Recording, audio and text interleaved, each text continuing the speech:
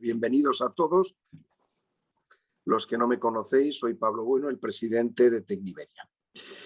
Bueno, deciros que este hará nuestro seminario, nuestro webinar número 71, en esta ocasión sobre seguros para directivos y administradores de empresas.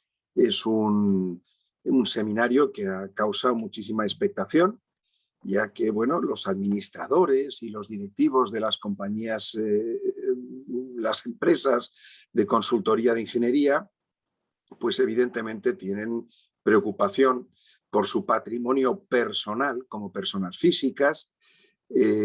Bueno, estos seguros que están en el mercado y que existen no se consideran retribución en especie, cubren la responsabilidad por actos de gestión, y cubren evidentemente la defensa jurídica, las fianzas, en fin, que haya que depositar. Por supuesto, no cubren actos que sean dolosos o que sean malintencionados. Para hablarnos en esta ocasión de este tema concreto, bueno, pues contamos con la presencia y la colaboración de los corredores de Marsh, los brokers, como se dice a nivel internacional. Los brokers de seguros Marsh, que es la compañía número 1 en el sector de la consultoría de ingeniería en el mundo y que además es patrocinador de Tecniberia y con quien venimos colaborando desde hace ya un poquito más de un año.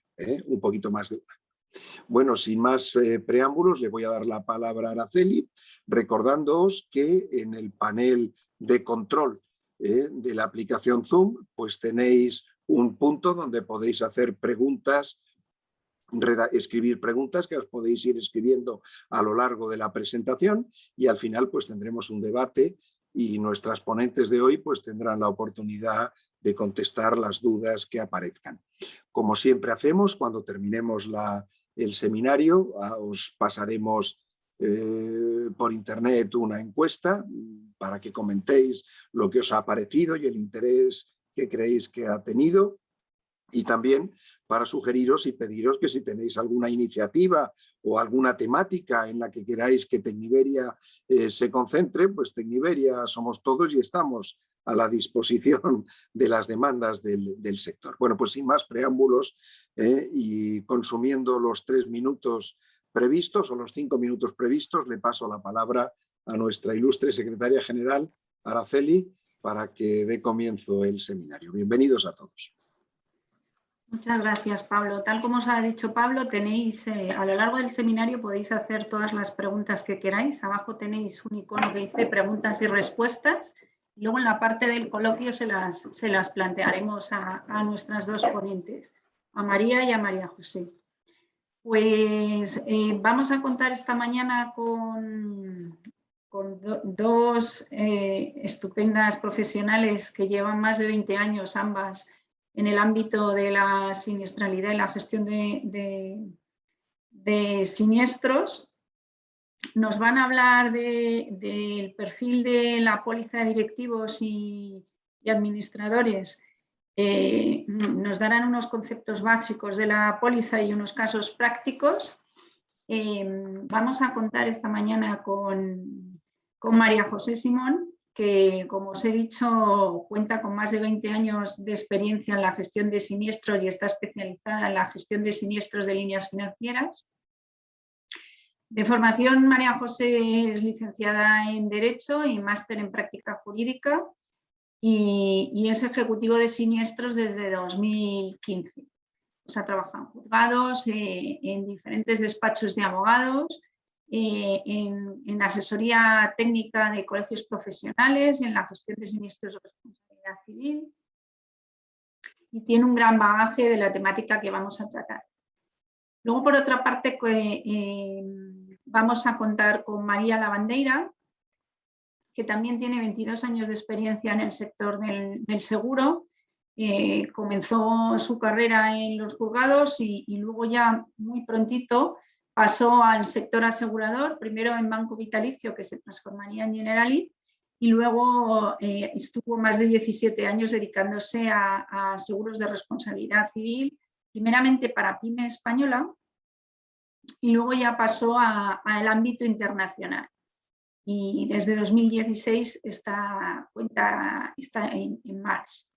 Y ahora mismo es la responsable de siniestros de Barcelona, que compagina sus funciones con la gestión del personal de siniestros de las líneas financieras, sobre todo. Pues María José, cuando quieras. De acuerdo, Araceli. Buenos días a todos. Como ha dicho Araceli, soy María José Simón, ejecutiva del Departamento de Siniestros de la Oficina de Madrid de Mars. En primer lugar, pues queremos agradecer a TECNI Iberia la oportunidad que nos ofrece de poder estar aquí con vosotros para haceros partícipes de la importancia que tiene el suscribir una póliza de D&O, de altos cargos y directivos, completa y eficaz a fin de evitar problemas futuros. Queremos, por tanto, compartir nuestra experiencia en la gestión de este tipo de siniestros de D&O, ya que no dejan de tener sus peculiaridades. Como ha dicho Araceli, esta mañana me acompaña mi compañera María Lavandeira, que es gerente de siniestros en nuestra oficina de Barcelona y que también está igualmente en contacto directo con los directivos de las empresas que se ven inmersos en reclamaciones de D&O. Confiamos que al término de esta exposición se tenga un poco más clara en la naturaleza de este tipo de pólizas y cómo es la gestión de sus siniestros. Si bien vamos a abordar los puntos que consideramos más relevantes, ya que si no tendríamos que destinar varias jornadas para poder analizar de modo más completo las garantías previstas en estas pólizas. Nuestra exposición, por tanto, va a pivotar sobre tres partes claramente diferenciadas. En primer lugar, vamos a abordar la naturaleza de las pólizas de D&O y las características. En segundo lugar, vamos a poneros de manifiesto pues, cuestiones a tener en cuenta sobre la gestión de los siniestros. Y en tercer lugar, un apartado de casos prácticos. Sin más dilación, pues damos comienzo, como si dijéramos, a la exposición, a la parte expositiva de esta webinar. En primer lugar, se ha de resaltar el objeto de este tipo de pólizas, como aparece ahí en la diapositiva, la protección del patrimonio de administradores y directivos de empresas. Esto ya también lo ha adelantado Pablo, frente a las reclamaciones que pudieran recibir reclamaciones de daños y perjuicios causados por un acto incorrecto en el ejercicio de su cargo, actuando como tal contrarios a la ley, estatutos u otro incumplimiento de sus deberes. En resumen, las pólizas de D&O se constituyen como una herramienta preventiva para proteger al patrimonio de estos profesionales, de estos CEOs, de estos directivos de altos cargos. Según este párrafo, pues esta póliza se hace garante de ese patrimonio que ejerce de las personas que ejercen un cargo de dirección en la sociedad, frente a cualquier tipo de reclamación que se pudiera entablar por un error en el ejercicio de su cargo de dirección de gobierno en la administración de la sociedad. Como ya veremos a lo largo de esta exposición, no todos los actos de un directivo quedarían amparados por la póliza de D&O. En segundo lugar, en esta diapositiva nos referimos a quiénes son las personas aseguradas. Hemos resaltado lo más significativo en cuanto a la cobertura subjetiva, que se llama las personas aseguradas de estas pólizas, como son las personas físicas que sean o hayan sido administradores y directivos de la sociedad, los consejeros no ejecutivos del tomador, empleado de la sociedad con labores de gestión. Aquí quiero parar un poco, quiero atender a lo que dicen las pólizas en cuanto al empleado del tomador, un trabajador. Bueno, pues un trabajador también pudiera estar cubierto por la póliza de D&O en tres casos. Un primer caso en el supuesto de que haga cualquier tipo de acto de gestión, ¿no? Que esté facultado para poder llevarlo a cabo. Un segundo supuesto cuando se trate de reclamaciones por prácticas de empleo indebidas, que como luego posteriormente María se referirá, pues son aquellas que conculcan pues, derechos fundamentales de las personas. Y en tercer lugar, cuando este empleado está citado, está demandado junto con otro directivo o otro consejero que tiene la condición de asegurado. También quiero reseñar que en las pólizas se suele contemplar como personas aseguradas, aquellas personas físicas con funciones de dirección o supervisión. Por ejemplo, gerentes de riesgo de la sociedad, director de asesoría jurídica interna de la sociedad, director de control financiero de la sociedad, secretario y vicesecretario del Consejo de Administración, igualmente de la sociedad, director de control de cumplimiento, cualquier miembro del Departamento de Relaciones, ¿no? con inversores. Lo que hay que puntualizar y lo que hay que tener en cuenta en este capítulo, en este apartado, es que esta póliza está pensada para dar cobertura a las personas físicas, no a las jurídicas. Es cierto que, como mi compañera María abordará en la siguiente diapositiva, se suelen contemplar extensiones de cobertura para la sociedad, pero estas son muy limitadas si las comparamos con las dirigidas a dar protección a las personas físicas, ¿no? Realmente la policía digo no, en cuanto a esa protección, es una excepción, es la protección a la persona jurídica a la generalidad de la póliza, ¿no? Por lo tanto, sería una excepción. Ya entramos en la siguiente diapositiva. María, por favor, cuéntanos aquellos supuestos en los cuales la sociedad pudiera quedar cubierta. También hace una breve, pues, en relación a las extensiones de cobertura y las exclusiones que son más frecuentes, por favor. Pues sí, quizá el supuesto más habitual de cobertura a la sociedad es el de la responsabilidad penal por actos incorrectos de personas aseguradas y por los que deba responder la persona jurídica según establece el Código Penal. Como ha avanzado mi compañera María José, esta extensión de cobertura a la sociedad es más limitada que la que se otorga al propio directivo. En este caso, para la sociedad se exige una serie de condiciones, como es que se trate de un procedimiento penal español. Si nos vamos fuera del territorio español, ya no tendría aplicación esta extensión. La responsabilidad exigida a la sociedad ha de derivar de un error de gestión del directivo. La reclamación penal debe dirigirse conjuntamente contra el directivo y la sociedad. Y solo se cubrirían los gastos de defensa penal, es decir, no se aplicaría, por ejemplo, dicha cobertura de gastos de defensa a una posible pieza separada de responsabilidad civil dentro del propio procedimiento penal. Como ha dicho María José, es una cobertura mucho más limitada que para el directivo.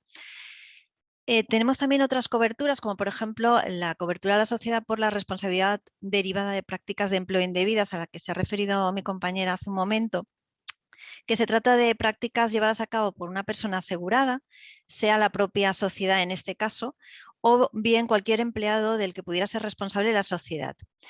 En este caso, para este supuesto, no se exige que el empleado ostente un cargo de administración o dirección en la sociedad.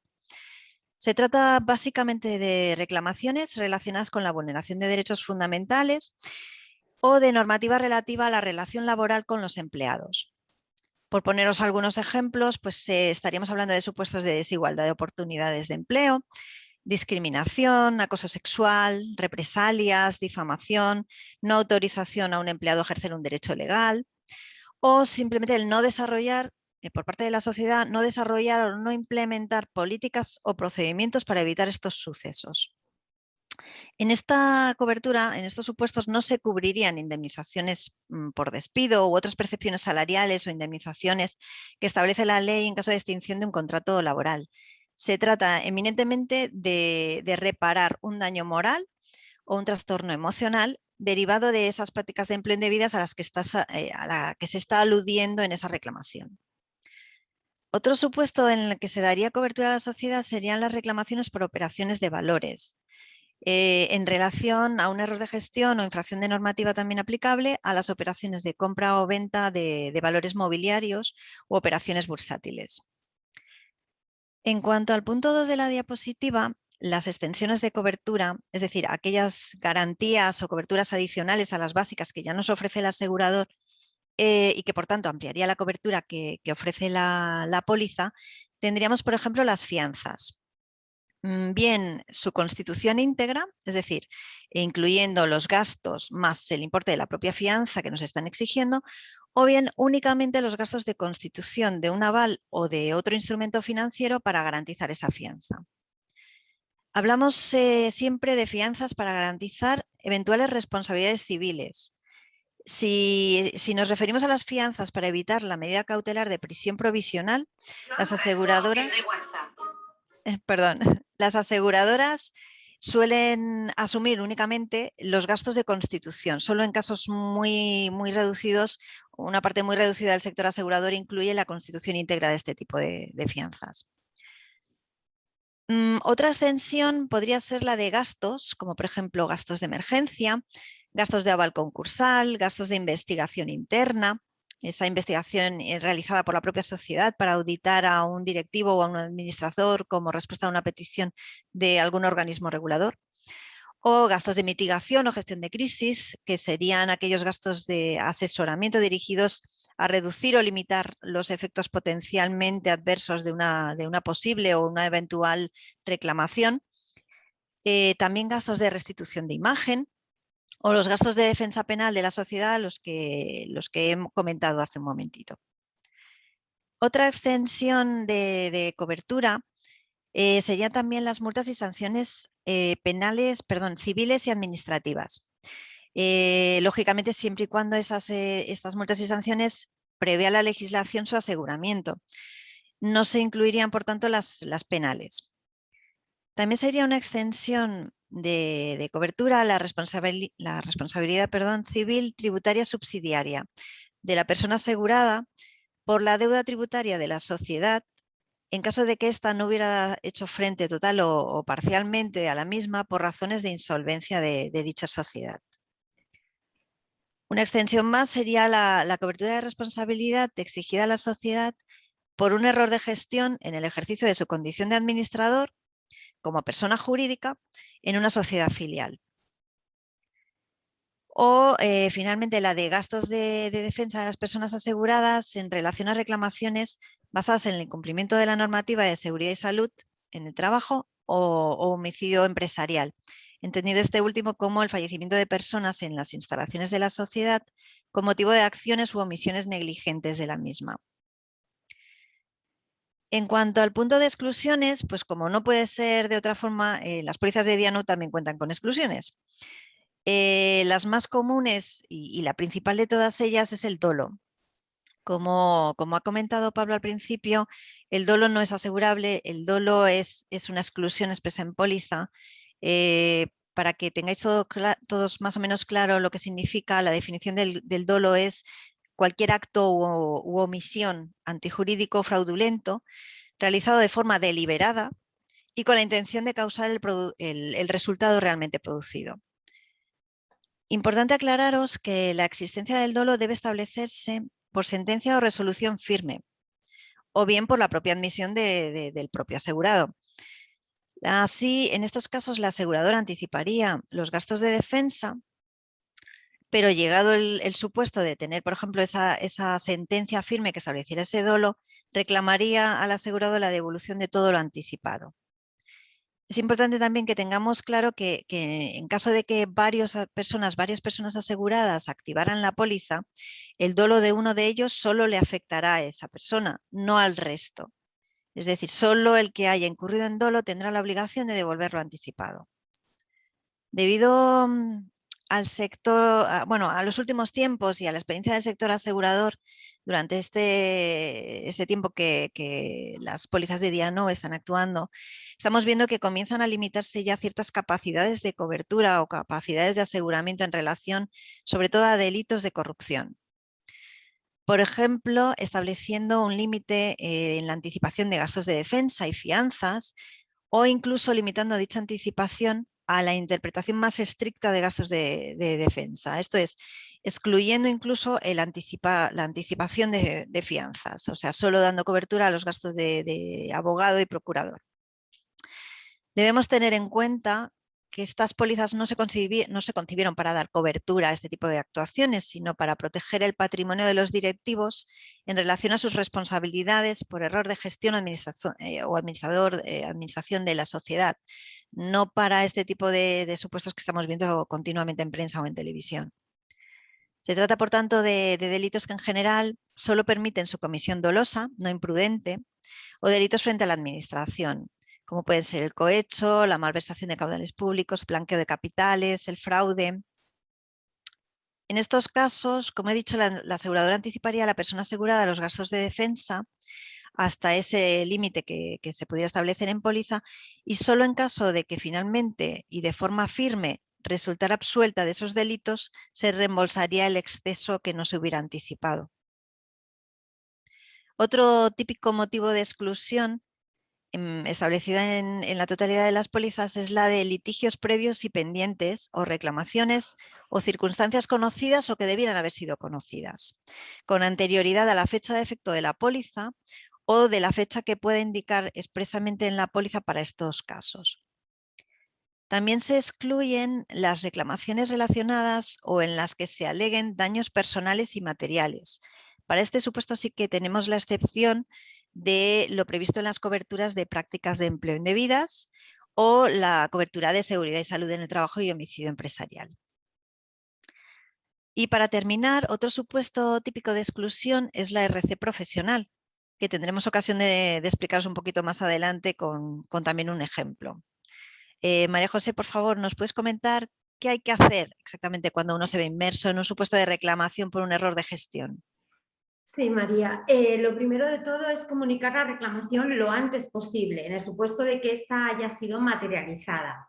Por desgracia, en nuestro departamento de siniestros tenemos casos en los que el asegurado se acuerda del seguro cuando tiene encima de la mesa un auto de apertura de juicio oral dictado en unas diligencias previas, procedimiento abreviado, es decir, un proceso penal, en el que se le confiere el término de una audiencia para presentación de una fianza.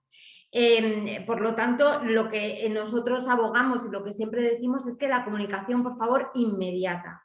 En segundo lugar, yo creo que es necesario reseñar lo que dice el artículo 16 de la Ley de Contrato de Seguro. En este se contempla un plazo de 7 días para comunicar el siniestro a contar desde el momento en que se tiene conocimiento de los hechos que pudieran llegar a una reclamación. Es cierto que yo he visto pólizas en los cuales en vez de un plazo de 7 días habla de 30 días, pero bueno, es un plazo determinado, ¿no? Si realmente pues la reclamación pues ya se ha materializado. Si tiene conocimiento de ello, con una reclamación lo tiene que comunicar en ese plazo. En caso de incumplimiento, la norma contempla que el asegurador pueda reclamar los daños y perjuicios que dicha comunicación tardía le pudiera suponer, pero nunca puede provocar el rehúso o la falta de cobertura del siniestro, salvo que exista dolo o culpa grave. Esto en el caso de que tengamos una reclamación ya sea una demanda, ya sea una querella, una denuncia, etcétera.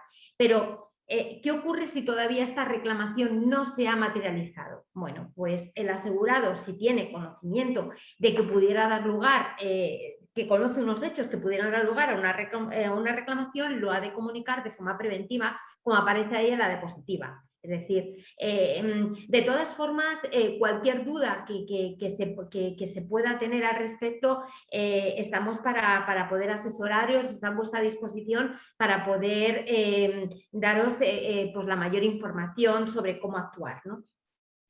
El tercer punto que aparece en la diapositiva es que, bueno, y antes de abordar este punto, este tipo de siniestros, es importante la fase previa, la fase inicial, mejor dicho, la fase inicial del siniestro de Diano. Es decir, en la fase inicial pues, se tiene que acompañar cierta documentación que luego la compañía pues va a reclamar.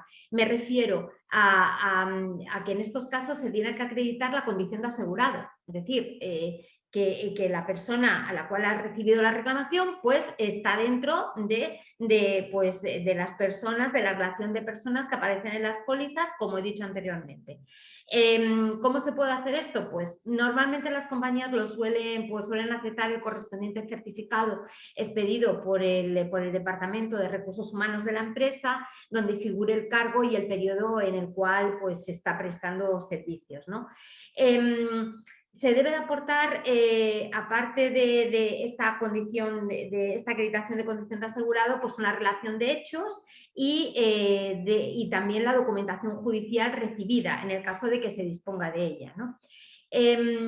También es importante que se aporte, sin perjuicio de que mi compañera María va a abordar más pormenorizadamente el tema del presupuesto de honorarios, pues se tiene que aportar un presupuesto de honorarios de letrado, que es el que va a asistir al asegurado, un presupuesto debidamente desglosado por las fases del procedimiento a fin de que sea aprobado por la aseguradora de modo previo. Es decir, estamos hablando que sea un presupuesto razonable, presupuesto necesario para llevar esa defensa.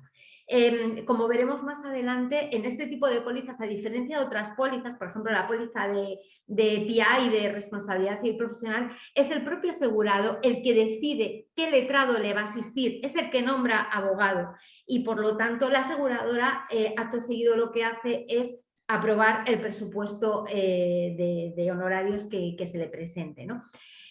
Por último, hablamos en la diapositiva de informe de viabilidad del letrado.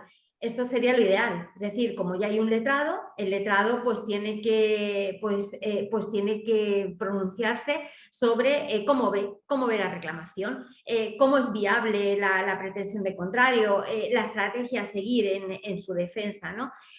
Hay ocasiones en las cuales no está clara la condición por la cual se llama al ingeniero directivo y por lo tanto se hace preciso las aclaraciones sobre si su llamada es por un error de gestión, de dirección o de administración de la propia sociedad u otro tipo de actos, ¿no? Quiero resaltar lo que aparece en el recuadro azul de la diapositiva, ¿no? Cuanta más información se tenga, mejor para la defensa de los intereses de la aseguradora. Es decir, esto es obvio, pero no está de más recordarlo. María, por favor, háblanos de la importancia que tiene, por lo tanto, como estaba hablando, la comunicación inmediata del siniestro, comunicar efectivamente cuando uno tiene conocimiento de unos hechos en el departamento de siniestros y porque puede tener repercusión en la cobertura temporal del asunto, ¿no? María, explícanos, por favor. Pues sí, María José, la pronta comunicación del siniestro es primordial y os explico por qué. La fecha del siniestro debe encuadrarse dentro del ámbito de cobertura temporal de la póliza, o sea, después de su fecha de efectos, pero anterior a la fecha de su vencimiento o anulación. El asunto se nos complica a la hora de identificar cuál es la fecha del siniestro, porque esto no es como una fuga de agua o un incendio que sabes determinar cuál es la fecha del siniestro de una forma más clara. Existen en el mercado dos tipos básicos de ámbito temporal de cobertura. Y digo básicos porque luego tenemos pólizas que pueden tener ámbitos de cobertura temporal o ámbitos temporales mixtos. Entonces, por un lado tenemos las denominadas, voy a empezar por la segunda de las que tenemos aquí en la diapositiva expuestas, las denominadas pólizas loss occurrence, que serían la mayoría de las que vemos normalmente y que serían aquellas en las que la fecha, la mayoría me refiero al sector asegurador, no a las pólizas de D&O. Serían aquellas en las que la fecha del siniestro coincide con la fecha en la que se produjo el hecho generador de la reclamación que recibimos. Y esta sería la fecha que debe encajar dentro del ámbito de cobertura temporal de la póliza. En cambio, para las pólizas claims made, la fecha del siniestro a considerar sería la de la primera reclamación recibida, con independencia de la fecha en la que ocurrió ese hecho generador de esa reclamación.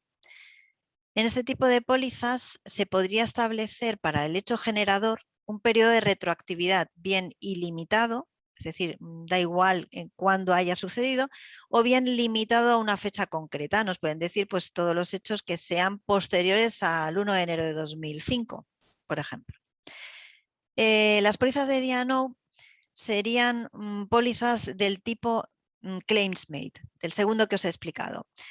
Cubren, por tanto, reclamaciones presentadas frente al asegurado durante el periodo de seguro y comunicadas al asegurador por actos incorrectos cometidos durante o anteriores al periodo de seguro, siempre y cuando sean posteriores a ese periodo de retroactividad que puede establecer la póliza. Importante tener en cuenta que no puede tratarse de hechos conocidos anteriores a la fecha de efectos de la póliza. De ahí la importancia de la inmediata comunicación en cuanto sepamos o tengamos alguna noticia de algún evento que pueda derivar en una futura reclamación. Entonces, la importancia de esa inmediata comunicación estriba en que las condiciones de renovación de cada anualidad pueden ir cambiando, o bien también podemos cambiar de aseguradora.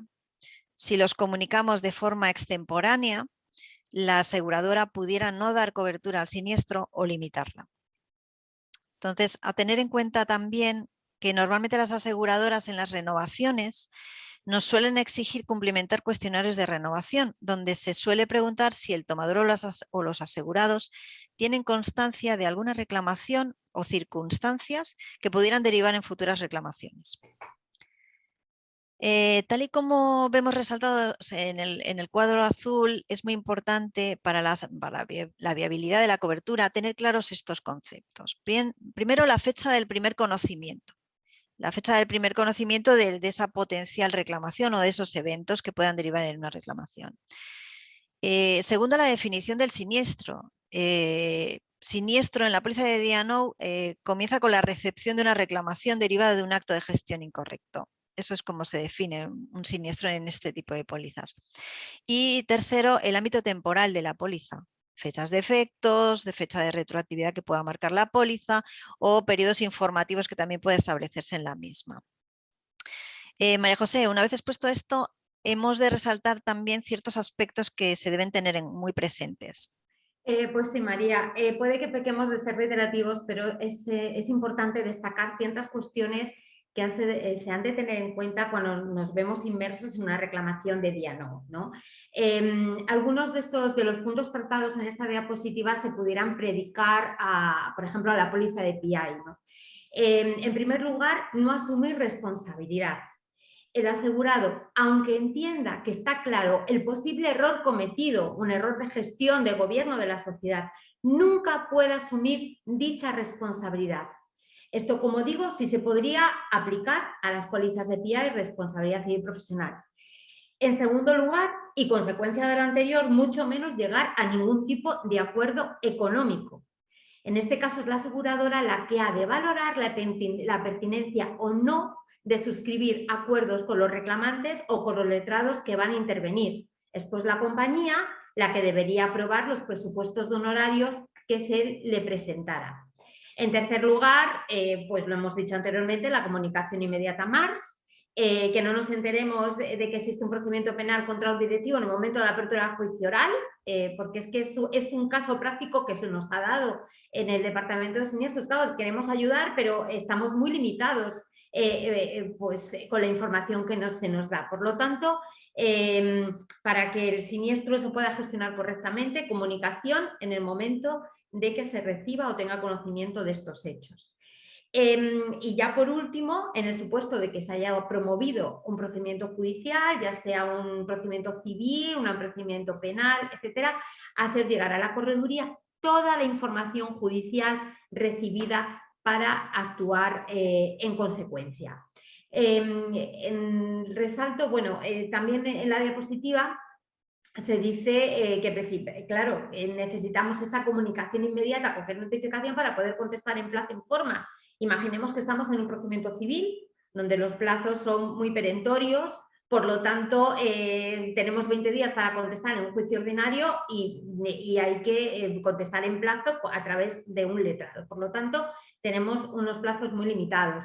En este caso, la libre destinación de defensa, como hemos hablado anteriormente, tenerlo siempre en cuenta y necesidad de tener ese presupuesto de honorarios debidamente desglosado. Y lo que es importante, lo que aparece en el recuadro azul, de verdad, ante cualquier duda, consultar con el Departamento de Siniestros de MARS, porque para eso estamos, para poder ayudaros sobre cómo actuar y prestaros el debido asesoramiento sobre cómo proceder a la vista de que uno tiene encima de la mesa una reclamación de D&O, ¿no?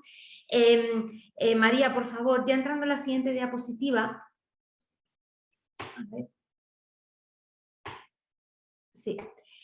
Creo que también es importante abordar qué ocurre pues, con la designación de defensa en este tipo de pólizas, la posibilidad de anticipo de gastos, aunque ha sido antes tratado de forma muy somera, pero es importante tenerlo en cuenta, y cómo el procedimiento que se sigue para el abono de este tipo de facturas. Por favor. Pues sí, en este tipo de pólizas, a diferencia de otras, como las de responsabilidad civil a las que ha aludido María José, existe libre designación de defensa. Es decir, la persona asegurada debe elegir el abogado que le va a defender, no siendo la aseguradora quien lo va a designar. Y digo debe porque el asegurado tiene el derecho y la obligación de defenderse, y así lo recoge expresamente la póliza. Deberá, por tanto, aportarse cuanto antes. Se agradece que sea en un primer momento para ir avanzando la gestión con la aseguradora, un presupuesto de defensa que se debe someter a la previa aprobación de la aseguradora. Esta valorará la razonabilidad del mismo en base a criterios de experiencia en casos similares, la complejidad del asunto y precios medios del sector. Insistimos en la importancia en que su aprobación sea previa, como ya ha dicho María José, no cuando se hayan emitido facturas, porque esto nos complica el convencer a la aseguradora de la bondad de esos importes. Pues así lo exige la póliza y además porque ofrece entonces, si vamos en esta fase previa, ofrece la posibilidad de negociar incluso con los despachos de abogados cifras que se consideren más razonables por parte de la aseguradora y que en definitiva al final también redunda en un beneficio de la persona asegurada, pues recordemos que en caso de aplicación de cualquiera de las exclusiones que contiene la póliza a las que hemos aludido antes, el asegurado tiene la obligación de devolver lo anticipado. Entonces, correrá a su cargo esos costes de defensa, los que queden por liquidar y los que ya haya anticipado la aseguradora. El hecho de que estos gastos sean más limitados, más reducidos, redunda entonces en su propio beneficio.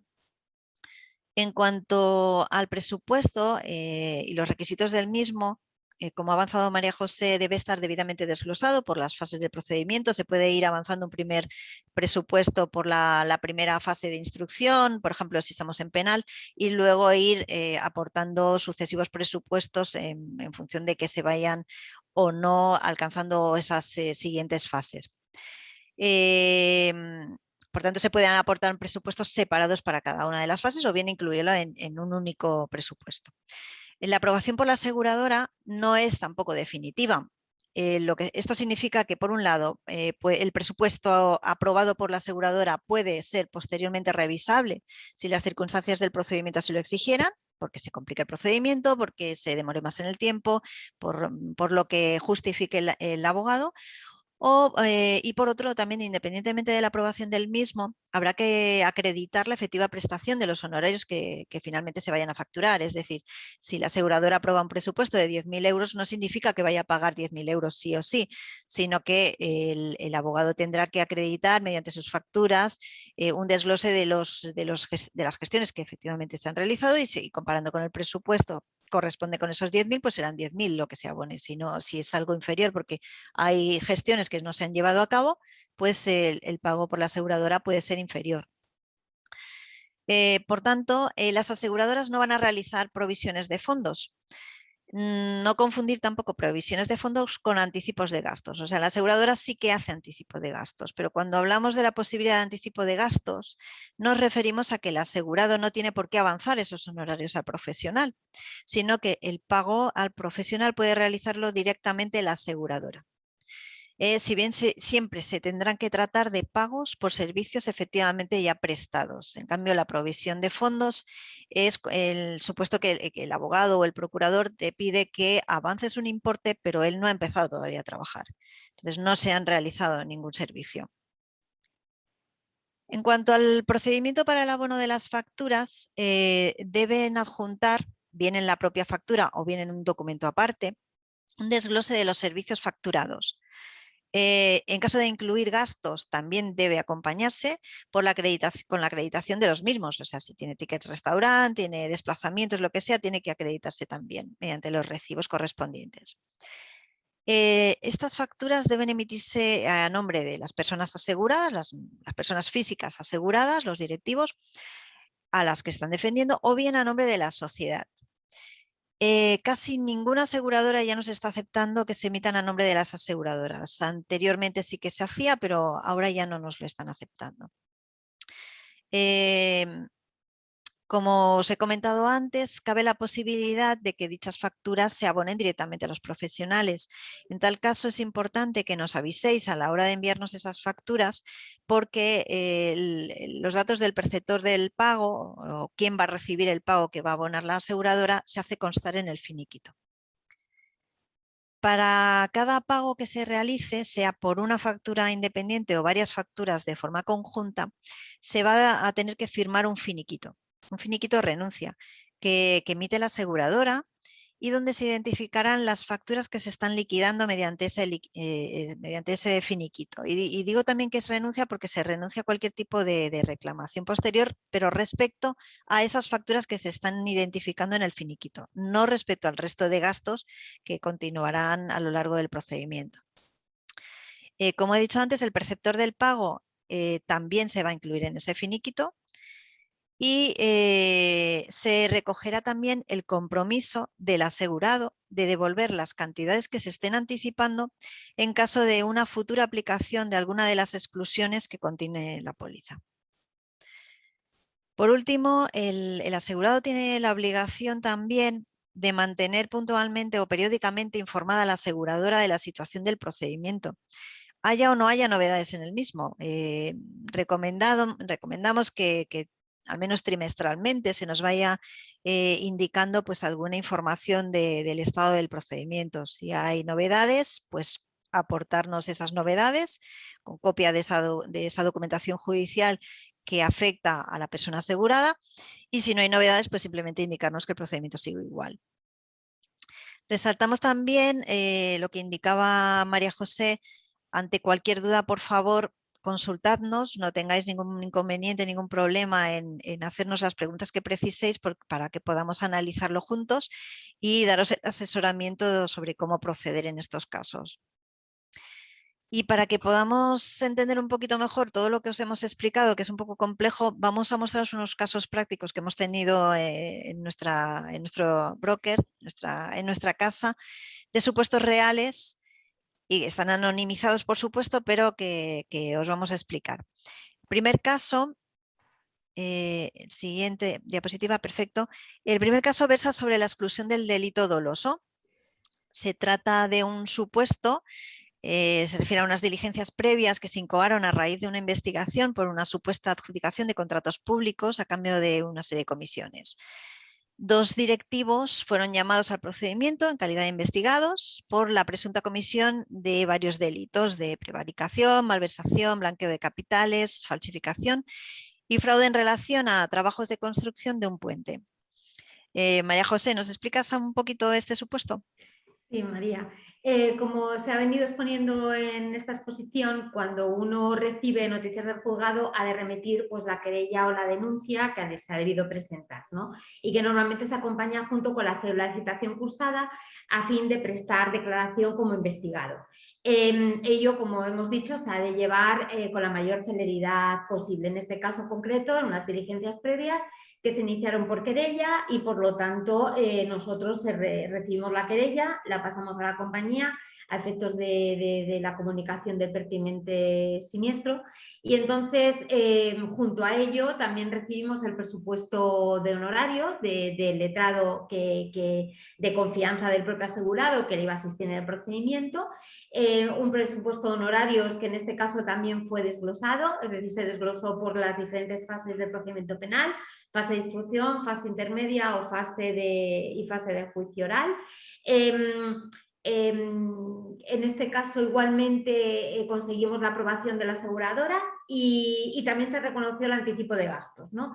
Eso sí, como ha dicho María, siempre y cuando se tratará de gastos por facturas de honorarios por servicios efectivamente prestados, ya que no se hacían la provisión de fondos. En este caso recibimos también una factura, creo recordar, una factura de procurador de provisión de fondos, que suele ser el profesional que suele solicitar este tipo de hacer este tipo de peticiones y se le desestimó, es decir, la compañía pues no aceptó ese pago de esa provisión de fondos. Siempre nos estamos, tanto María como yo nos hemos hecho mención al tema de presupuesto de honorarios de letrado. Es decir, normalmente las diferencias suelen estar en los letrados, diferencias de precios, en los letrados pues que se van a contratar más que los procuradores, porque el procurador al fin y al cabo al trabajar con arancel no hay tanta diferencia de ese presupuesto. Aquí pues se hizo el anticipo de gastos, se hizo firmar a los asegurados pues el típico, lo que ha dicho María, unas renunciaciones, un finiquito por el cual pues se daban por resarcidos respecto a esas facturas que efectivamente habían sido por servicios efectivamente prestados, y en este caso concreto se estaba imputando un delito doloso. Como hemos dicho, el dolo no es asegurable, pero aquí la compañía conseguimos que la compañía se pronunciara en el sentido de que esta exclusión no regía cuando recibimos la querella, o en este caso la querella, sino cuando haya una sentencia o decisión arbitral firme o por admisión escrita del asegurado. En este caso una sentencia absolutoria, y eso lo que hizo fue confirmar que los gastos anticipados pues ya serán firmes. El asegurado no tenía que devolver ningún tipo de capital, e incluso se le liquidó el resto de gastos, el resto de factura de honorarios que no fueron pasadas o que no fueron transmitidas a la aseguradora en su momento. Quiero resaltar lo que viene a decir el cuadro azul, que esto es importante: la imputación por delito doloso no será a priori causa de exclusión de la póliza. Es necesario que existan esos requisitos que hemos dicho de sentencia, decisión arbitral firme o por admisión escrita del propio asegurado. Ya vamos al siguiente caso práctico, a ver si se carga. Sí. Este es un caso que lo estuvimos tramitando sobre la interpretación que se da a los errores, al tipo de error que se le está imputando. En este caso concreto era una querella presentada por un ayuntamiento ante un juzgado de instrucción frente a un jefe de obra de una constructora por delito continuado de falsedad y estafa en relación a ciertas certificaciones de obra emitidas, de modo que parecía que la obra certificada pues no correspondía a la obra pues que debidamente se había ejecutado durante unas obras de urbanización. María, por favor, ¿nos puedes explicar las peculiaridades que tuvimos respecto a este siniestro? Pues sí, debemos empezar por recordar que el objeto de la póliza de D&O es, como ya hemos dicho, proteger el patrimonio de las personas aseguradas frente a reclamaciones que puedan recibir en relación a la comisión o supuesta comisión de un acto incorrecto. Lo primero que va a analizar la aseguradora cuando le presentamos un siniestro es si la persona que solicita activar la póliza es o no una persona asegurada, según cómo se define la póliza, claro. Y solo lo van a ser los que ostenten alguno de los cargos que enumeró antes María José y que figuran en el segundo punto de la diapositiva que os hemos mostrado. Salvado el anterior obstáculo, la aseguradora va a analizar si los hechos investigados frente a dicha persona pueden calificarse o no como un acto incorrecto según los términos de la póliza. Pues como ya hemos dicho en varias ocasiones, la misma no va a dar cobertura a cualquier acto incorrecto, sino solo a los que cumplan con una serie de requisitos. Y esos requisitos son que sean cometidos por la persona asegurada con ocasión del ejercicio de su cargo y que actuando como tal contravenga la ley, los estatutos o cualquier otro incumplimiento de su deber en el ejercicio de ese cargo. Básicamente que se trate de actos de gestión, de administración o gobierno de la sociedad. No podemos confundir entonces este tipo de actos que pretende asegurar la póliza de D&O con actos que entran dentro de la esfera de una responsabilidad profesional. En el caso que nos ocupa, la llamada al pleito de este señor al jefe de obra no lo fue por un acto de dirección o gobierno de la sociedad, sino por actos referidos a su cargo de jefe de obra, como es la emisión de certificaciones. Por tanto, la responsabilidad profesional en este caso no tendría encaje en una póliza de D&O, sino que es objeto de una póliza diferente o bien de una póliza en la que se incluyeran ambas coberturas de forma conjunta que también hay en el mercado. Por este motivo, este siniestro fue rehusado por la aseguradora. Remarcamos lo que os indicamos en el cuadro azul, que no toda actuación de la persona asegurada queda cubierta por una póliza de D&O, sino solo aquella que está relacionada con el ejercicio de su cargo. Si pasamos a la siguiente diapositiva, el siguiente ejemplo nos permite analizar el ámbito de cobertura temporal y subjetivo de las pólizas de D&O. En este caso se trataba de una denuncia presentada por una asociación ecologista frente a un legal representante de una sociedad de ingeniería en relación a la presunta comisión de un delito contra los recursos naturales y medio ambiente en la explotación de una mina. De modo que pues, se promueven unas diligencias de investigación ante la Fiscalía y posteriormente derivan en unas diligencias previas en el juzgado. El legal representante en este caso, si bien fue conocedor de la ocurrencia de los hechos en momentos anteriores, no lo comunicó a la aseguradora por no considerarse responsable. 2 años más tarde recibe la citación o la reclamación judicial y nos encontramos con el siniestro. María José, ¿nos puedes explicar qué resolvió aquí la aseguradora? Sí, María, pues desgraciadamente la aseguradora denegó cobertura tanto temporal como cobertura subjetiva. Es decir, ahora lo voy a explicar. Este tipo de supuestos son más comunes de lo que parece, ¿no? Vamos a ubicarnos. Se trata de unas diligencias de investigación ante la Fiscalía por la comisión de varios delitos por parte de una ingeniería en el año 2018. En dichas diligencias, la Fiscalía se dirige al representante de la sociedad a fin de que le aportara determinada información. Pero son las diligencias de la Fiscalía que se dirigen frente a la sociedad, no frente a un directivo en concreto. Lo que pasa es que el representante de la sociedad, como actúa por cuenta de la sociedad, pues fue el que acudió y cumplimentó todos pues esta documentación, ¿no? Lo que es obvio es que este representante ya conocía en dicho año, en el 2018, que se estaban investigando unos hechos que con posterioridad darían lugar a un procedimiento judicial penal frente a la sociedad y no se comunicó ni se aperturó de modo preventivo siniestro alguno cuando recibió estas diligencias por parte de la Fiscalía. Al cabo de los 2 años, esto es habitual, pues después de que la Fiscalía termina de investigar, pues lo pasa al juzgado de guardia, se inician un procedimiento, unas diligencias previas, posteriormente procedimiento abreviado, y en esas diligencias previas se cita al representante de dicha sociedad que había acudido anteriormente a la Fiscalía pues, para aportar determinada información. Bueno, pues en este caso la cobertura fue rehusada por parte de la aseguradora por 2 motivos. Tenemos problemas de cobertura temporal, como aparece ahí, y los problemas de cobertura subjetiva. En primer lugar, ¿por qué hay problemas de cobertura temporal? Pues porque la ingeniería tuvo un conocimiento previo de los hechos que posteriormente dieron lugar a una reclamación.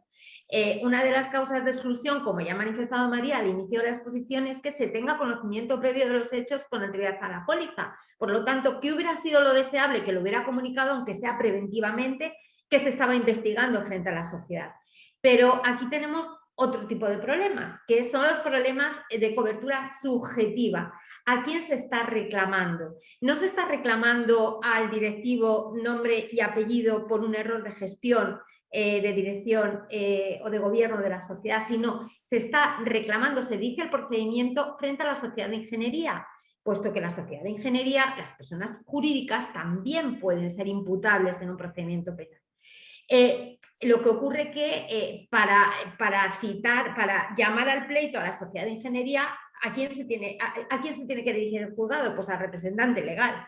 Entonces, este representante legal recibe una cédula de citación para prestar declaración, pero no como directivo o consejero, sino como representante de la sociedad. Y como digo, en este caso, la sociedad no tenía condición de asegurada. En el gráfico pues hay 2 pólizas que pudieran estar ahí, que pudieran afectar al supuesto. Está la póliza A, que era la póliza que se contrató, que estaba en vigor cuando los hechos fueron conocidos por la ingeniería a través de esas diligencias de investigación, y luego la póliza B, que es cuando se materializa la reclamación en el juzgado a través de esa citación judicial que recibe el representante legal. Por último, señalar lo que aparece en el recuadro azul. Comunicar los hechos cuando se conocen. Es importante ante cambios de aseguradora, cuidado con los vacíos de cobertura. Es cierto que en este supuesto tenemos el problema de cobertura subjetiva, pero si no hubiéramos tenido ese problema de cobertura subjetiva y se hubiera comunicado en plazo ese siniestro, seguramente que hubiera tenido cobertura temporal. Por lo tanto, cuidado con las comunicaciones de los siniestros. La siguiente diapositiva la siguiente diapositiva, aquí hemos desarrollado un supuesto en el cual la cobertura, la sociedad sí está cubierta. A diferencia del que acabamos de ver, que la ingeniería no tenía cobertura desde un punto de vista subjetivo, no tenía condición de asegurada. En este caso concreto sí se consiguió que la compañía pues reconociera esa cobertura de la sociedad. Aquí pues se promueve un procedimiento penal frente a una sociedad ante un juzgado de instrucción en España. Es importante que sea en España, por luego la repercusión que nos va a explicar María de cara a los gastos de defensa, por presunto delito de falsedad contable, además de haber publicitado de forma engañosa una información no veraz de la situación financiera de la sociedad, y además, a la par, se inicia un expediente ante la Comisión Nacional del Mercado de Valores para depurar responsabilidades por estos hechos. Expediente que se paralizó, puesto que el procedimiento penal paraliza cualquier tipo de procedimiento civil administrativo que se esté tramitando, ¿no? Tiene preferencia en cuanto a esa tramitación. Por lo tanto, aquí nos quedamos con el procedimiento penal y se sigue tramitando. De todas formas, María, por favor, ¿nos puedes contar si en este supuesto, como ya he adelantado, aunque tú ahora lo vas a contar, se dio cobertura a la sociedad y en qué extensiones se dio cobertura? Pues como hemos explicado antes, una de las extensiones de cobertura para la sociedad es precisamente la de defensa penal. En este caso sí que tenían contratada esa extensión y dado que el procedimiento penal se incoaba en España y además habían directivos también demandados, se cubrieron los gastos de defensa de la misma. Dentro de estos gastos de defensa se incluyen los propiamente gastos de defensa de abogados, los de representación del procurador y los de otros profesionales que pudieran intervenir, como peritos, gastos de notaría también por un otorgamiento de poderes para pleitos. Cualquiera de estos gastos deben, como hemos explicado, ser previamente autorizados por la aseguradora y deben cumplir con los criterios de necesidad y razonabilidad. Los criterios de necesidad parecen muy claros en cuanto a la parte de abogado y procurador, pero sí que para la existencia de peritos o la petición de aprobación de gastos de periciales, sí que el criterio de la necesidad es un análisis que realiza la aseguradora. Para ello es importante que el abogado aporte un informe o una nota jurídica indicando la necesidad y la razón por la que considera vital tener un informe pericial en ese caso. En estos casos también que se solicita la aprobación de un informe pericial o de los gastos de esa pericial, la aseguradora posteriormente exige que se aporte copia de ese informe pericial, porque si lo está pagando quiere disponer copia del informe, y también acreditación de su presentación en el juzgado en el procedimiento. Además, se activaría la cobertura a la sociedad por reclamaciones de operaciones de valores, por actos de gestión incorrectos al alegarse el cumplimiento de normativa regulatoria, por lo que la aseguradora también asumiría la pérdida derivada de esa reclamación. Se suelen excluir en estos casos las reclamaciones que pudieran emprender los propios directivos o empleados de la sociedad basadas en la falta de beneficios sobre los valores. Esto no se suele cubrir, no se cubre. Por otro lado, en relación al expediente iniciado por la CNMV, si tuviera contratada la garantía, se activaría también la cobertura de multas y sanciones que pudieran imponerles. Lógicamente, siempre que no sean sanciones penales y sean legalmente asegurables. Además, siendo la CNMV un ente regulador, podría activarse también la cobertura opcional de gastos de respuesta a un regulador. En el caso que nos ocupa, dada la existencia del procedimiento penal, que como ha explicado mi compañera María José, paralizó todo lo demás, provocó por tanto la suspensión del procedimiento administrativo ante la CNMV por prejudicialidad penal, y por ello no se ha llegado en este siniestro a anticipar aún pagos de multas, sanciones o fianzas ante la CNMV, que hubiera sido un proceso normal de gestión ante la CNMV. Todo esto está paralizado en espera de que se resuelva el procedimiento penal. En este caso, el procedimiento penal ya ha avanzado hasta dictarse el auto de procedimiento abreviado. De los 15 directivos que inicialmente resultaban investigados en estas actuaciones, pues ya han ido sobreseyendo algunos y no todos han pasado al procedimiento abreviado. Hay algunos que ya han sido absueltos. Entonces, la aseguradora por ahora ha ido avanzando, anticipando gastos de defensa penal, y ahora mismo se está en proceso de liquidar finalmente los gastos de defensa de los directivos que ya han sido apartados de forma definitiva del procedimiento. En cuanto al resto, pues se seguirá el curso del procedimiento y se seguirán avanzando los honorarios de los profesionales a medida que vaya avanzando el mismo y se vayan efectuando esas gestiones, y siempre conforme a los presupuestos que se hayan autorizado. Remarcar la importancia del... Nos hemos pasado de la diapositiva. Remarcar la importancia del cuadro, del recuadro azul que os ponemos en esta diapositiva. Los presupuestos deben someterse siempre a la previa aprobación del asegurador. Este va a ser objeto de un análisis de razonabilidad y de necesidad por parte del mismo. En este caso, como os decíamos, teníamos 15 directivos investigados y cada uno de ellos había designado un despacho de abogados diferente. Esto nos puede ocasionar una problemática en el sentido de si los presupuestos de honorarios de cada uno de estos despachos resultan ser muy dispares entre sí en cuanto a los importes. En este caso, como la aseguradora hace una comparativa en supuestos similares, en este caso es que no se tiene que ir a otro procedimiento, tiene un mismo procedimiento con 15 presupuestos diferentes. Entonces, la aseguradora revisa, y es un claro ejemplo este caso de que va a tirar más hacia unos importes inferiores que no hacia los importes que pueden salirse un poco más de la horquilla. Entonces, intentemos que los presupuestos se puedan presentar lo antes posible por si fuera necesario negociar con esos despachos de abogados. Sí que es verdad que a veces podemos defender frente a las aseguradoras pues que la complejidad de la defensa de una persona no tiene por qué ser la misma que la de otra persona en función de los hechos que se le imputa a cada una de ellas o el cargo que tenga cada uno de ellos, pero dentro de esa diferencia más o menos tenemos que tener o disponer de presupuestos que no sean muy diferentes entre sí.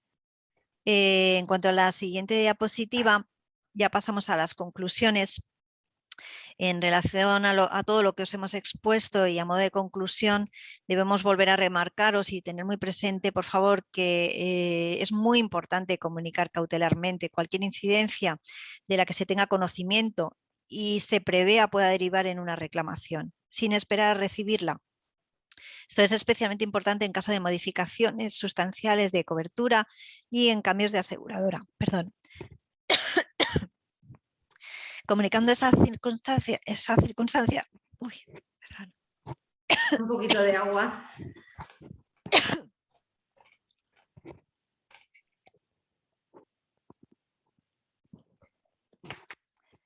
Lo siento, me he quedado sin voz. Por un lado, ¿Puedes continuar? no puedo seguir. Bueno, si quieres sigo yo. Sí, sigue tú Vale, por de ahora. acuerdo. Venga, mejórate. A ver, no, es muy fácil lo que vamos a decir y muy corto ya, a efectos de conclusiones. Como ha dicho María José, por favor comunicar los siniestros de manera cautelar, así nos evitamos por un lado reuses de fondo y por otro lado reuses de naturaleza temporal, ¿no?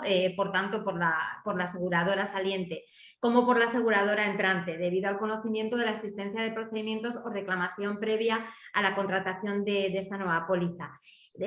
Por explicaros brevemente, el RUNAF es similar a un periodo informativo adicional en el que se podrá comunicar siniestros a la póliza ya vencida o anulada. En cuanto a las diferencias entre ambos, el periodo informativo de la póliza opera en casos de no renovación de la póliza, se suscribe con la misma aseguradora y por tiempos más limitados. En cambio, el RUNAF puede incluso suscribirse con otra aseguradora distinta, se emite en póliza independiente o por suplemento o apéndice de la póliza principal.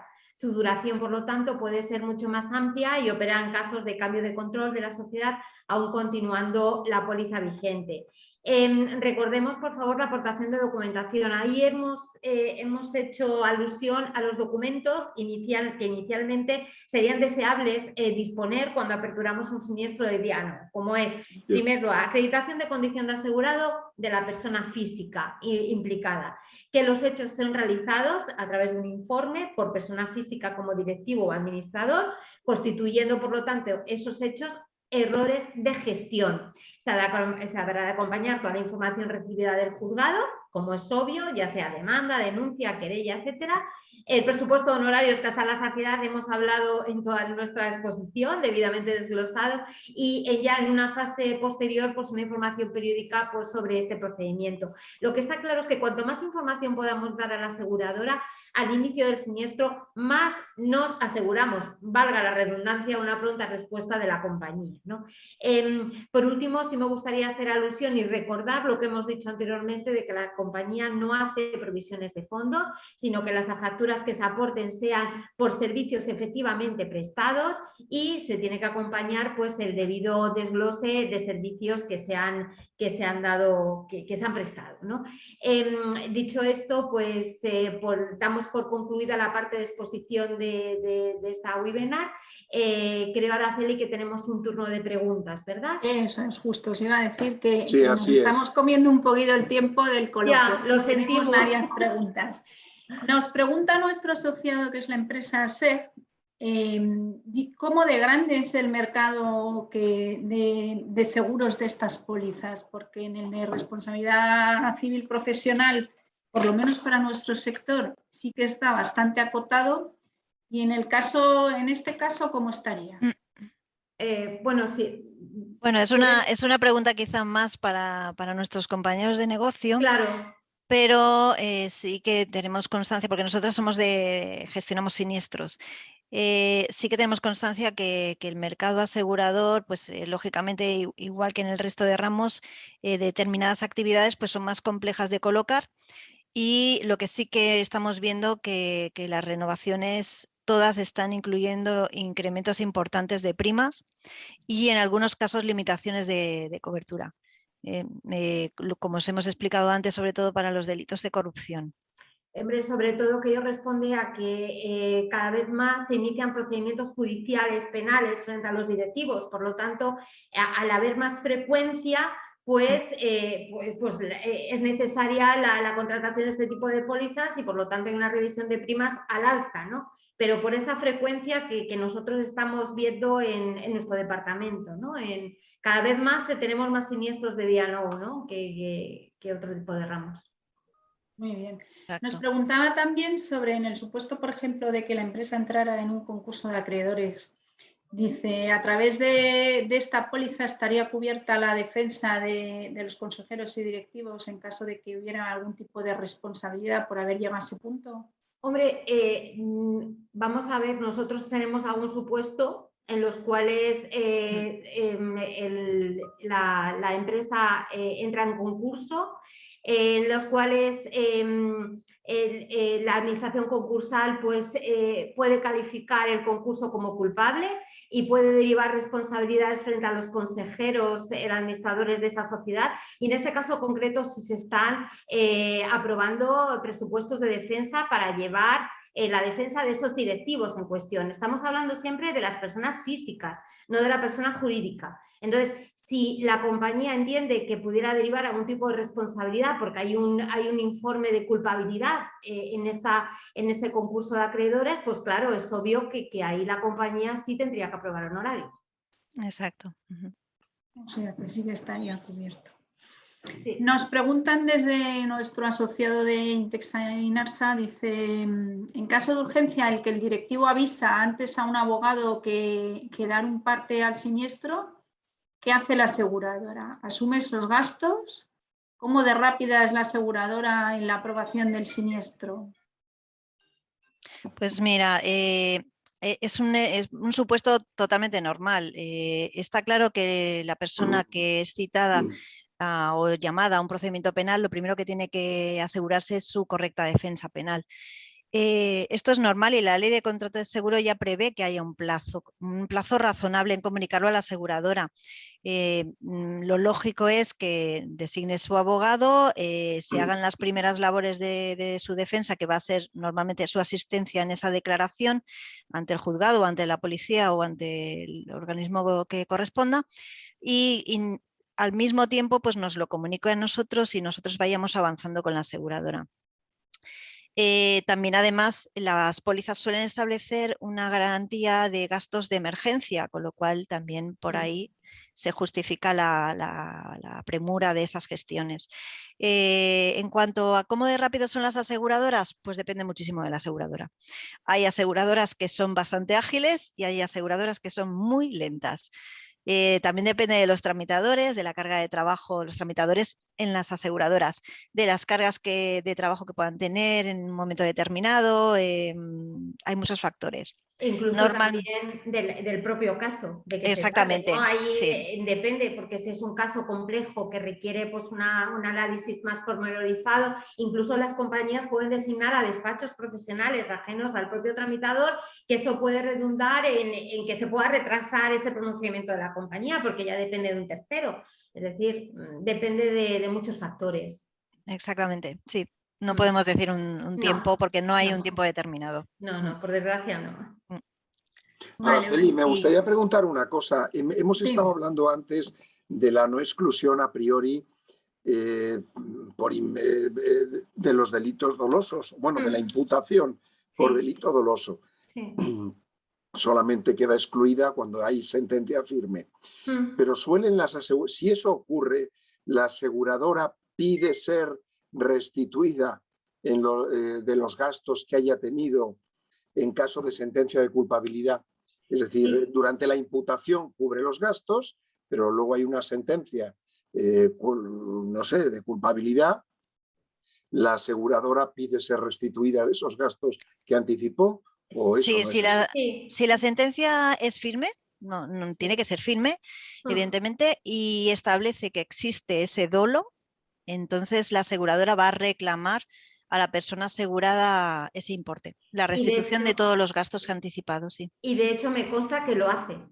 Sí, claro, lógico. Sí. No, lo hace porque luego como tiene ese finiquito en el cual se contempla que en el caso de que se cumpla alguna causa de exclusión, véase tipo dolo, deberá devolver lo que se haya anticipado, pues ya hay un compromiso firmado y la aseguradora viabiliza lo ejecuta, vamos. No. Sí, lo que alguna vez hemos conseguido es que ese compromiso de devolución no lo asuma la persona asegurada, el directivo concreto, sino que a veces la sociedad, claro, tiene que estar de acuerdo. Se ha conseguido que en el finiquito se recoja que en caso de existencia de alguna causa de exclusión será la sociedad la que lo devuelva. Pero a priori es la persona asegurada la obligada a devolver. Sí. En cuanto a la pregunta anterior, creo que se ha quedado una parte pendiente de contestar. En cuanto a un proceso penal y situaciones incluso de prisión preventiva, una respuesta rápida puede ser imprescindible. Claro, lo que pasa es que es importante que todos tengamos claro que debemos actuar como si no tuviéramos una póliza. Nuestra mejor defensa es la que tenemos que dar al caso. Tenemos que contactar con ese abogado para que nos defienda y seguir las instrucciones que pueda decir el abogado. El hecho de que pueda haber una prisión provisional preventiva, la medida cautelar o la fianza que puede establecer el juzgado para evitar esa medida cautelar no va a tener cobertura normalmente por la póliza, o si la tiene solo nos va a dar cobertura para los gastos de constitución de esa fianza para evitar la prisión preventiva. Si era esa la pregunta. Nos hacían otra pregunta en referencia a que se ha hablado de sentencia firme y dice, ¿puede una aseguradora negarse a seguir un procedimiento y presentar recursos si no lo ve claro? Hombre, la compañía, normalmente en las pólizas se recoge que la compañía tiene también el derecho de poder designar cualquier defensa para investigar lo que ha ocurrido. Es decir, puede llegar el caso que la aseguradora, aparte de la defensa que está llevando el abogado, que está llevando la defensa del consejero correspondiente, la compañía, a la vista de la complejidad del asunto, pues pueda nombrar a este letrado y pueda inmiscuirse. Es como he dicho anteriormente, uno no puede asumir responsabilidad, uno no se puede asumir ningún tipo de acuerdo. ¿Por qué? Porque es la compañía la que dirige. Aunque la dirección jurídica lo lleve otro letrado, la compañía, al fin y al cabo, tiene ahí una responsabilidad de cara a dar instrucciones de ver cómo se tiene que proceder, ¿no? Eso no hay que dejarlo pues así, ¿sabes? Hay que dejarlo claro. Muy bien. Muy bien. Nos habían hecho alguna otra pregunta de antemano y nos decían que si tengo constancia a través de los medios de comunicación, por ejemplo, de que mi sociedad va a ser investigada porque se encuentra en algún caso concreto, dice, en estos supuestos, que todavía son supuestos, ¿lo debería comunicar también al seguro? Pues sí, recomendamos, como ya hemos dicho, se comunique todo. O por lo menos se nos comunique a nosotros para que podamos analizarlo. Porque si en este caso ha salido en prensa, es algo notorio y si posteriormente llegara una reclamación, la aseguradora podría rehusar cobertura por entender que se trataba de un hecho conocido por el que la persona asegurada podía y debía razonablemente pensar que iba a derivar después o podía derivar después una reclamación. En este caso, lo comunicaríamos de forma preventiva a la aseguradora como una notificación de circunstancias y para que la aseguradora acepte esta notificación de circunstancias deberemos explicar esas circunstancias de las que ha tenido conocimiento, un detalle de las razones por las que razonablemente piensa que puede derivar en una posible reclamación y las fechas de los hechos, cuáles son los hechos investigados y dónde se sitúan temporalmente, así como las personas que pudieran resultar implicadas en esta hipotética reclamación. Si el asegurador acepta esa notificación de circunstancias, la consecuencia es que cualquier reclamación que pudiera llegar posteriormente al asegurado por esos hechos se entendería como notificada a la aseguradora en el momento que se hizo esa notificación de circunstancias. Entonces no tendríamos el problema de cobertura temporal. Muy bien, María. Muchas gracias. Nos hacían otra pregunta y nos dicen, en el supuesto en el que, por ejemplo, una misma persona está haciendo las funciones de director, pero a la vez también está haciendo funciones de ingeniero, si me llaman a un procedimiento judicial, ¿qué debo hacer? A ver, esto yo creo que lo hemos visto en uno de los casos prácticos. Entonces, lo recomendable es comunicar ambas pólizas de siniestro, es decir, la de D&O por esa condición de consejero administrador de la sociedad y también la de responsabilidad civil profesional, pues por esa actuación, ¿no? Porque también está actuando profesionalmente. Ya que pudiera ser que no se pudiera saber en ese momento, hasta un momento posterior, qué tipo de imputación se tratase, ¿no? Y qué tipo de hechos se están discutiendo. Por lo tanto, cautelarmente, al menos se debería hacer así. De todas formas, como he dicho anteriormente, cada caso concreto tiene sus particularidades y peculiaridades, por lo que para cualquier duda estamos a disposición del ingeniero que nos pueda llamar en un momento determinado. Oye, mira, tengo esto, ¿cómo lo veis? Lo comunico y nosotros procederíamos al asesoramiento, claro. Muy bien, muchas gracias, María José. Nos preguntan también, por ejemplo, en el supuesto de que una persona ya se encuentre jubilada y se reciba una reclamación, la aseguradora cubriría a esta persona que ya no está en plantilla. Pues las aseguradoras normalmente dan cobertura a las antiguas personas aseguradas, o sea, a directivos que hayan cesado en su cargo por cualquier motivo, siempre y cuando no se trate de un cese por inhabilitación, suspensión o destitución acordado por una autoridad o consecuencia de una sanción. O sea, los jubilados entrarían dentro de esta cobertura. Se daría pues cobertura siempre y cuando no haya tampoco otra póliza que le diera cobertura posterior, o sea, una póliza que se haya renovado con otra aseguradora. Y los hechos investigados deben entrar dentro del ámbito de cobertura temporal de la póliza, o sean posteriores a la fecha de retroactividad que pueda establecer la póliza.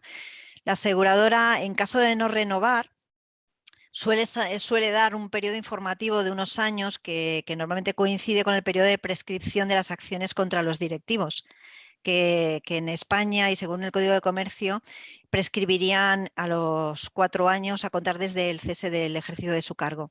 En otros países son algunos 6 años, pero más o menos las aseguradoras dan un rango de este tiempo. En algunos casos también se han visto plazos mayores e incluso también ilimitados. Sí, y además esta cobertura o este periodo informativo es normalmente sin pago de prima adicional. Bueno, María José o María José es las dos. Bueno, ha sido un webinar muy interesante. Yo, en fin, supongo que es muy complicado hablar de esto, pero seguro que en la cabeza de muchos de los asistentes está el orden de magnitud de los costes que las aseguradoras cobran y en función de las coberturas y el tipo de coberturas, en fin, el tipo de actividad. Estamos hablando de la consultoría de ingeniería. No sé si podréis decirnos algo. Es lo que ha dicho antes María, ¿no? Yo creo que esta pregunta es para nuestros compañeros de negocio, ¿no? Que están más habituados, bueno, porque están contratando este tipo de pólizas, están en el mercado asegurador y ven las cotizaciones que se están barajando. Por lo tanto, yo ahora mismo no tengo datos para poder contestarte, Pablo. No sé. Bueno, yo entiendo además que es un tema muy particular. Las aseguradoras no evalúan igual una empresa que otra. Claro, y es muy claro, es que es muy complicado, claro, y es ni unos mercados que otros, ni unos países que otros, y es muy complicado dar un orden de magnitud. Sí. Bueno, oye, pues nada, yo recordar a los miembros de Tecniberia que Mars, bueno, es una gestoría de seguros, es una correduría de seguros, y que aquellos que no tengan un departamento tal, bueno, pues aquí podemos contar con las dos María Josés y con mucha más gente, pues para que nos ayuden a buscar y que hagan, ¿no? Que nos representen a las propias empresas frente a las aseguradoras, con toda la experiencia que tienen ellas, que lo harán mucho mejor que el que no lo ha hecho nada más que 2 o 3 veces, sino el que lo está haciendo todo el día, entiendo. Bueno, yo no sé si queréis añadir algo más. Bueno, yo por mi parte, pues redundar en lo que hemos dicho, que estamos a vuestra disposición de verdad en el departamento para poder asesoraros y poder despejaros cualquier duda, que en la medida que nosotras tengamos conocimiento os podamos ayudar, ¿no? Eso quiero recalcarlo, que estamos a vuestra disposición y para lo que necesitéis. Y muchísimas gracias nuevamente por la oportunidad de estar aquí con vosotros y poderos hacer partícipes de la naturaleza de este tipo de pólizas. Pues yo lo mismo, también daros las gracias por la oportunidad. Espero que cualquiera de vosotros, si tenéis o os ha quedado alguna duda, pues podéis contactar con nosotros. En la diapositiva ponen nuestros datos de contacto y estamos a vuestra disposición para lo que necesitéis. Muy bien, pues nada, por parte de Tecniberia, agradeceros a vosotros y agradecer a Mars vuestro patrocinio y, en fin, ya os pasaremos los resultados de la encuesta para que, en fin, que vamos a pasar a los participantes. Bueno, pues nada, yo por mi parte mandaros un abrazo a todos y daros mucho ánimo. No sé, Araceli, si quieres comentar alguna cosa más. Sí, que os haremos llegar la presentación que acaban de hacer las dos María José y María, y como os ha comentado Pablo, o sea, mandaremos una breve encuesta que son 3 o 4 preguntillas. Hay una abierta en la que os agradecemos si tenéis cualquier tema que os interese que tratemos y veamos en un futuro, que nos lo apuntéis. Y un abrazo a todos y gracias por estar con nosotros y a vosotros, Mars, por acompañarnos. Araceli, creo que nuestro próximo seminario, yo ya no sé si es exactamente el próximo o el siguiente, es sobre un tema también muy interesante. Sabéis que tenemos pues muchos contratos con administraciones públicas que con un precio cerrado pues pretenden describir un alcance indefinido. Estos pliegos a veces no está claro que los pueda impugnar Tecniberia. No es lo mismo que las subastas electrónicas o las subastas de los concursos, sino que tiene que ser el propio implicado el que acuda a veces a defender bueno, pues sus derechos y a luchar contra una imposición absolutamente injusta. Y bueno, y sobre este tema creo que es nuestro próximo seminario, ¿no es así, Araceli, dentro de unos días? El próximo día 26 haremos un seminario enfocado sobre este tema. A esa temática que cada vez lo vemos más en ciertos pliegos de la administración pública, y como dice Pablo, no es un tema que pueda abordar la asociación, sino que lo ha de abordar cada empresa con cada contrato, y pues de ahí que se haya generado el seminario. Sí, para dar una cierta orientación. Bueno, pues oye, muchas gracias a todos y muchas gracias a Mars por vuestro apoyo, ayuda y por esta charla tan interesante. Gracias. Gracias. A vosotros. Adiós, buen día. Hasta luego. Adiós. Buen día a Adiós, todos. adiós. Chao.